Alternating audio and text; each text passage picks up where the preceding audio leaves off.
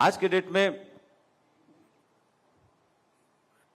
TV का चेहरा कैसे बदल रहा है, मैं तो ये मान के चल रहा हूं कि टीवी चैनल का एक ओनर होने का मौका मुझे मिला, लंबे समय तक इस इंडस्ट्री में काम करने का मौका मिला। मैंने 97 में अखबार ज्वाइन किया था लखनऊ में, राष्ट्रीय सहारा। तब मैं ग्रेजुएशन फर्स्ट ईयर में था, काम भी करता था, क्लास भी करता था, नौकरी भी करता था। वहां से शुरुआत हुई और 16 नवंबर को मैंने अपने कैरियर का 28वां साल पूरा कंप्लीट किया। इन 28 सालों में जो जर्नी मैंने देखी,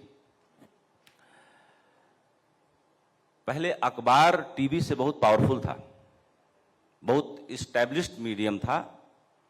उसके बाद जब टीवी आया 2000 में, आज तक लॉन्च हुआ 28 दिसंबर 2000 को, और उसके बाद एनडीटीवी और स्टार न्यूज़ का सेपरेशन हुआ और 2002 में रिक्रूटमेंट हुआ था हम लोगों का स्टार न्यूज़ के लिए। तब मैं पहली बार इलेक्ट्रॉनिक मीडिया को प्रिंट मीडिया को छोड़ के इलेक्ट्रॉनिक मीडिया में मैंने दाखिला लिया था। और वहाँ से ये पता चला कि नहीं, अब नया मीडियम टीवी है और टीवी ही आपका भाग्य बदल सकता है। मुझे भी मोटिवेशन मिला, मैंने वॉकिंग इंटरव्यू दिया, मेरा सिलेक्शन हो गया था। फिर 2 साल स्टार न्यूज़ में रहा, फिर 1 साल सीएनबीसी में रहा, फिर स्टार न्यूज़ में आया जो अब एबीपी न्यूज़ हो गया है। 16 नवंबर 2009 यानी 2009 को मुझे सहारा ग्रुप के पूरे नेटवर्क को, टीवी, अखबार, चैनल, सबको हेड करने का मौका मिला और लगभग 15 साल मैंने उस नेटवर्क के साथ as a CEO editor in chief, group CEO editor in chief की तरह काम किया। तब तक मैं कह सकता था कि 2000 तक और 2000 से लेकर 2020 तक बेशक टीवी एक बहुत ही पावरफुल मीडियम था, लेकिन अभी जो कुछ 1-2 सालों में जो परिवर्तन आया है वो बड़ा कमाल का आया है। जैसे सोशल मीडिया ने और सोशल मीडिया से जुड़े आम लोगों ने इतना ज़्यादा हिस्सेदारी दिखाई है, उससे मैं मानता हूं कि टीवी मीडिया धीरे धीरे रिडेंडेंट हो रहा है। मार्केट में व्यूवरशिप बहुत तेजी से गिर रही है, एड रेवेन्यू बहुत तेजी से समाप्त हो रहा है। अब सही अर्थों में मैं कहूं तो टीवी का जो पूरा बिजनेस मॉडल है उसको बहुत पहले सोशल मीडिया प्लेटफॉर्म्स ने और डिजिटल मीडिया ने टेक ओवर कर लिया है। और मेन स्ट्रीम मीडिया जो है कहीं ना कहीं अपनी जिम्मेदारियों से इसलिए भी पिछड़ रहा है कि जितनी सहभागिता सोशल मीडिया ने अपनी उपलब्धता के कारण आम आदमी के हाथों को जो ताकत दी है, जो पावर दिया है, जो उनकी उम्मीदों को परवान चढ़ाया है, वो एक नई क्रांति है। जैसे मणिपुर वाली घटना के बारे में मैंने एग्जाम्पल कहीं और दिया था, मैं दोबारा दूंगा कि 3 मई 2023 को किसी आदमी ने, वो 2 औरतों को नंगा घुमाया गया सड़क पे। मेन स्ट्रीम मीडिया वहां डेरा डाले हुए थे, लेकिन किसी ने उस खबर को नहीं दिखाया। एक अननोन से आदमी ने बहुत विनम्रतापूर्वक 2 लाइन लिख के डाल दिया। आप सोशल मीडिया का पावर देखिए कि संसद का स्पेशल सत्र बुलाया गया, लोगों के बीच उबाल आया, 65,000 पैरामिलिट्री फोर्सेस को डिप्लॉय किया गया और व्यवस्था को बदलने का, लोगों को सांत्वना, सोलेस देने का पूरा प्रयास किया गया। ऐसा उबाल बहुत लंबे समय से मैंने किसी और स्टोरी के कारण जो टीवी पे चली है पिछले 5 सालों में तो मैंने नहीं देखा है, नहीं दर्ज किया है। हाँ, टीवी पे जो घटना हो जाती है उसको हम दोबारा बढ़िया से पैकेजिंग करके अच्छे फ्लावरी लैंग्वेज में हम लोग दिखा देते हैं, लेकिन सोशल मीडिया एक कारण से टीवी से आगे निकल गया और पावरफुल मीडियम बन गया कि वहां पे जो जैसा है, जिस क्षण है, टीवी मीडियम भी था कि भाई कि जो जहां है ब्रेकिंग न्यूज चलाने का एक बहुत चलन था, लेकिन ब्रेकिंग न्यूज चलाने के लिए थोड़ा बहुत आयोजन तो करना ही पड़ता है। खबर को न्यूज गैदरिंग डिपार्टमेंट को देना पड़ता है, वो प्रोसेस करके आउटपुट डिपार्टमेंट को देते हैं, फिर वो खबर पीसीआर में जाती है, फिर वो खबर स्क्रीन पे आती है, उसमें एक पूरा मैकेनिज्म लगता है। सोशल मीडिया आपके एक क्लिक अवे है, टीवी मीडिया कितना भी फास्ट हो जाए, सोशल मीडिया से फास्ट नहीं हो सकती। यही परिवर्तन सबसे बड़ा परिवर्तन है, यानी कि अब वही सरवाइव करेगा जो आपकी हथेली के बराबर के आकार का होगा, और जिस हथेली के आकार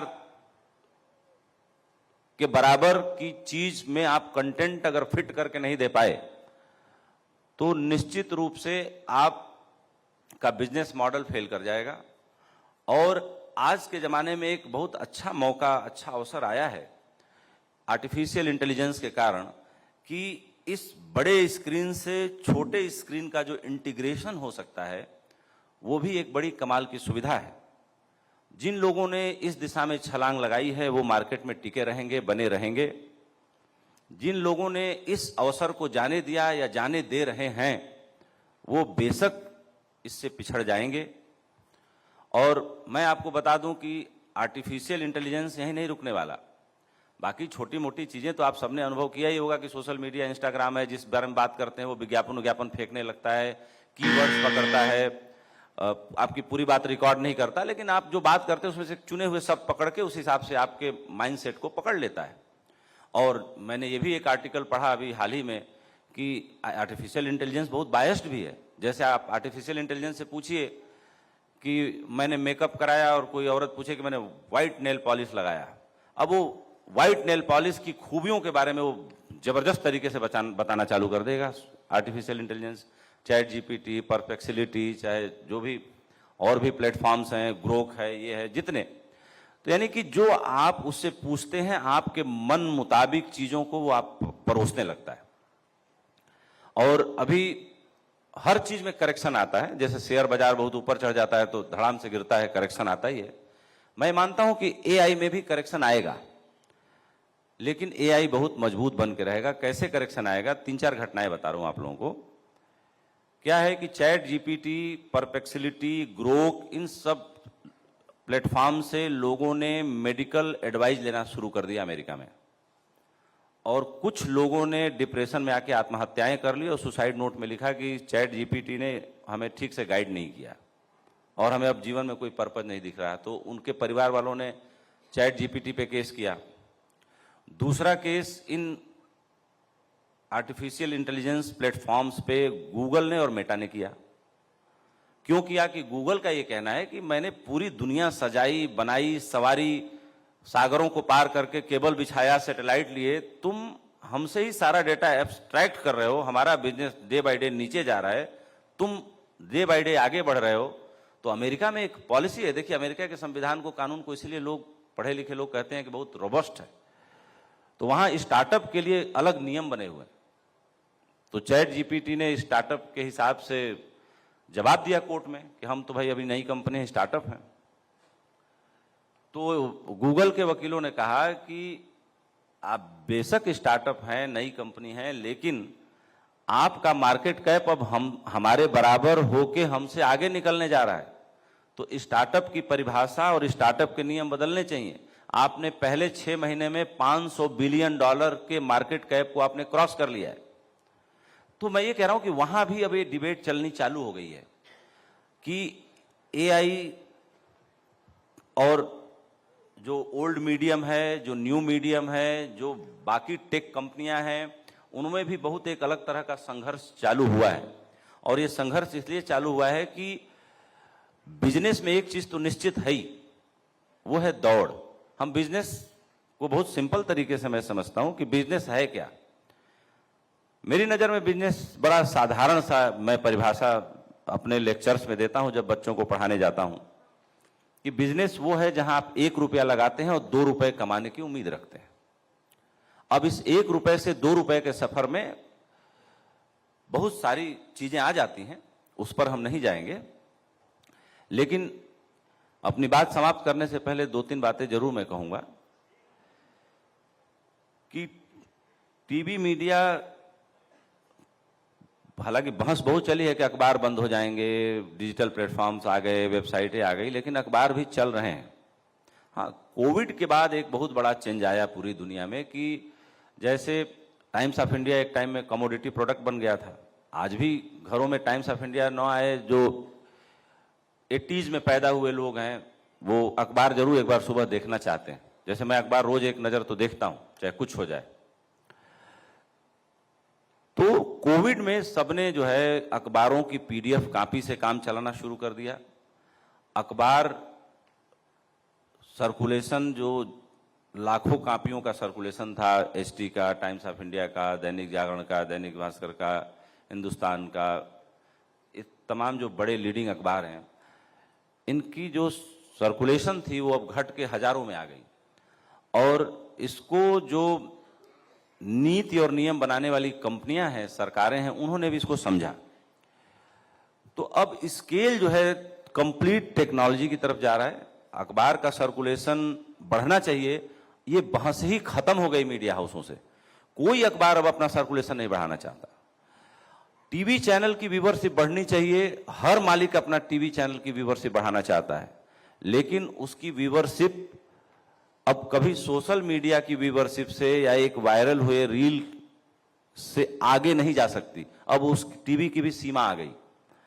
और सोशल मीडिया प्लेटफॉर्म पे जो डेटा अवेलेबल है, उसकी प्रोसेसिंग एआई से ज्यादा कोई और अभी टूल नहीं है जो कर सके। तो जो स्टार्टअप का कॉन्सेप्ट है पूरी दुनिया में आया, वो इसी से आया कि आदमी ने इतने रिसोर्स पैदा कर दिए कि बुद्धिमान व्यक्ति इन्हीं में से 4 चीजों को जोड़ के एक नई चीज बना ले। मैं स्टार्टअप की परिभाषा ऐसे ही समझता हूं कि आपके सामने टेबल पे 20 चीजें रखी हुई हैं, अब 10 आदमी बैठे हुए हैं, उन 20 चीजों से 10 आदमी अलग अलग चीजें बना लेते हैं और एक नई शुरुआत करते हैं जो आदमी के जीवन में काम की होती है और बेहतर होती है, उसको बेहतर फैसिलिटी प्रोवाइड कराती है। तो टीवी का जो पूरा फेस है, आने वाले दिनों में मुझे लगता है कि पहली बार ये मैं कह रहा हूं कि आर्टिफिशियल इंटेलिजेंस के आने के बाद पूरी तरह से बदल जाएगा। और इन अर्थों में बदल जाएगा कि आपके मोबाइल के बियॉन्ड कोई स्क्रीन रहेगी, तो वो किसी फंक्शन में हम जाएंगे, किसी शादी में जाएंगे, किसी ग्रैंड इवेंट में जाएंगे, तो वो जो पीछे वीडियो वॉल लगी होती है उसी रूप में देखा जाएगा। घरों में न्यूज देखने का जो चलन है अब कम हो गया, इसलिए कम हो गया कि न्यूज देखने की अब जरूरत ही नहीं पड़ती। टीवी चालू करने से पहले आपके मोबाइल में सारी खबर आपको आ जाती है, आप अवगत हो जाते हैं ऐप के जरिए। कोई ना कोई, हर आदमी ने ऐप डाउनलोड कर रखा है, डाउनलोड नहीं कर रखा है तो गूगल तो है, गूगल भी आपको खबर फेंक ही देता है आपकी स्क्रीन पे।